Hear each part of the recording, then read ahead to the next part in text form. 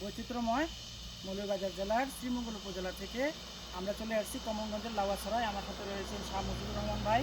আপনি তো বন্যার জন্য মোটামুটি ঘুরে বেড়ান, চাকরি বাকরি আছে। জি ভাই। এটা আপনি কীভাবে দেখেন বা আপনি কথা বলেন, সেটা মানুষ কীভাবে গ্রহণ করে?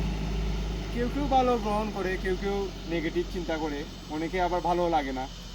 তাদের কথা চিন্তা করতে আমার লাভ নেই। আমি উপদেশমূলক কথা বলে থাকি, আমার ভালো লাগে। ন্যাচারাল জায়গা ঘুরতে আমার খুব বেশি ভালো লাগে, তাই আমি বলছি।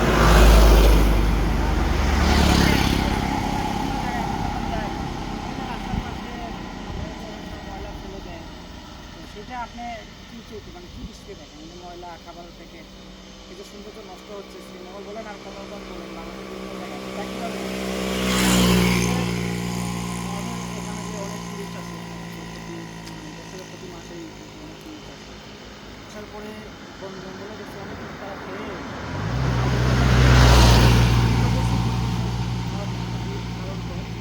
আমাদের যে লাউয়াছড়ার যে একটা পরিবেশ, প্রাকৃতিক নির্মম পরিবেশ, সারা বাংলাদেশ থেকে অনেক দেশ থেকে আমাদের আসার পরে কী হয়, যে কোনো কিছু ওরা খাওয়ার পরে এই জঙ্গলে ফেলে দেয়।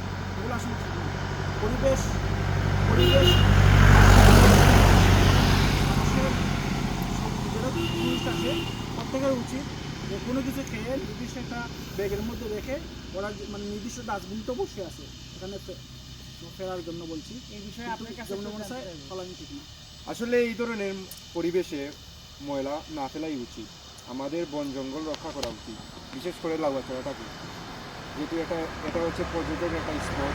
তাই আমাদের ময়লা নির্দিষ্ট স্থানে ফেলা উচিত।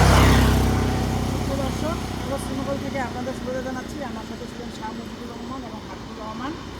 আপনাদেরকে শুভেচ্ছা। আমরা যেটা জানতে পারলাম যে প্রকৃতির যে সৌন্দর্য আছে সেটা নষ্ট না করে সবাইকে দেখার সুযোগ করে দেবো। এবং আমার সাথে দুজন আমার খুব পছন্দের মানুষকে পাওয়ায় একটা কনফারেন্স তৈরি করলাম। ভালো লাগবে দেখবেন, না দেখলেও কোনো সমস্যা নেই। Thank you.